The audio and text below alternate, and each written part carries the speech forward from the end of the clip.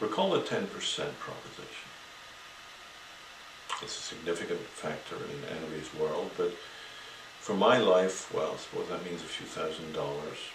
Well, what's the chances of this issue being real versus unreal? Doesn't seem very likely, so I pay no attention. On the other hand, if I'm a large business and I have annual turnovers in the billions, at 10%, well, even on the outside chance that it's crazy, possibility that it's real makes it very much worth a bit more exploration.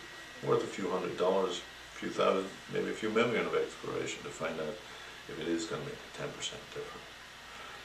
So the advantage of our current situation is that many doors are now opened because we can speak up the market to the larger players, and the ante is raised. It's a bigger table and a bigger game. And well, our proposition is that the first few major corporations that are identified as leaders in the deployment of community currencies will achieve a branding that will be a one-time proposition will never be equaled. So we're looking for the early adopters in the corporate sector, and we're bringing them the 10% proposition and asking them to give it the Pascal's wager and see where they get with it.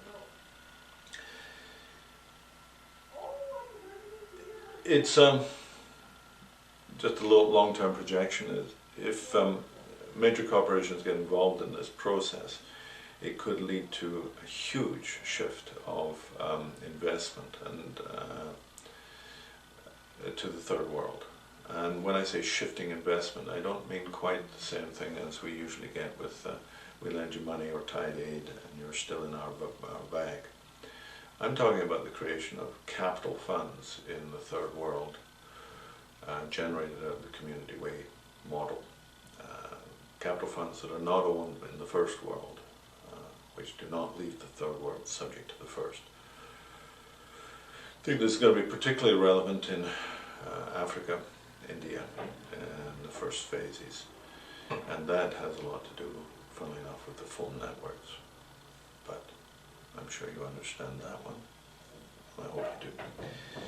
In the long term, we see the inevitability of corporate participation in community currencies will mean that they have a constant issue of, well, where do we effectively spend the surplus that we are earning in this money? Not quite the same as cash. They're struggling to get the surplus in this money, a bull market, things flowing. How do we spend it? Well, we are looking to implement or support the evolution, if you like, of a protocol, a convention, a style that businesses typically tithe, perhaps as much as 10% of their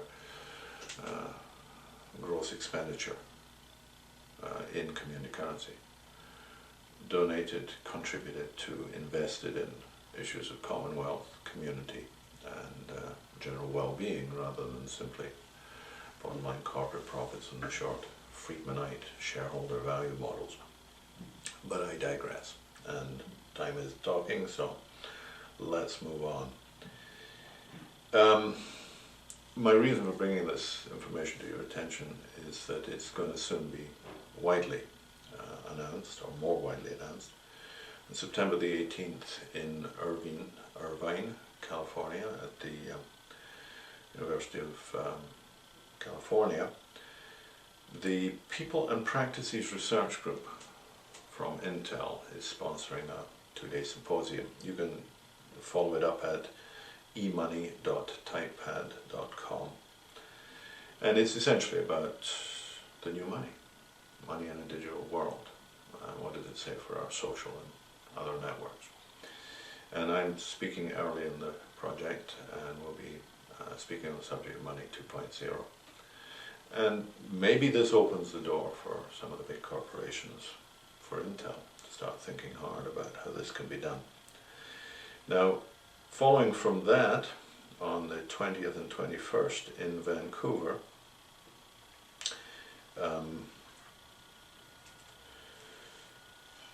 Bar Camp Bank BC. If you Google Bar Camp Bank BC as one word, you'll find out more about that. Sort of open space geek think tank for left-wing credit union techies and advocates. Vancity Citizens Bank will be much represented in the space, and we will be returning this concept of Community Way to them.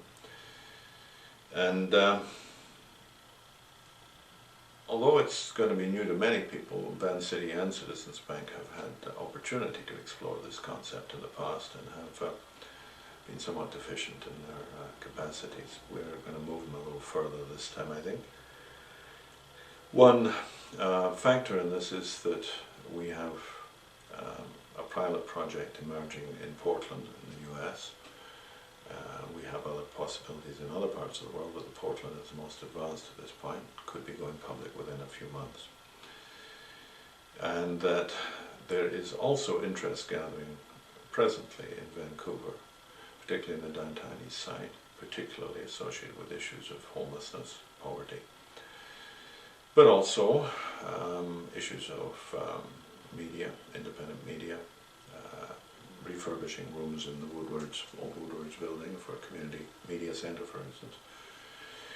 Ultimately, we're particularly interested in the Olympics and a model of Community Way that uses the incoming traveller money to support community benefits.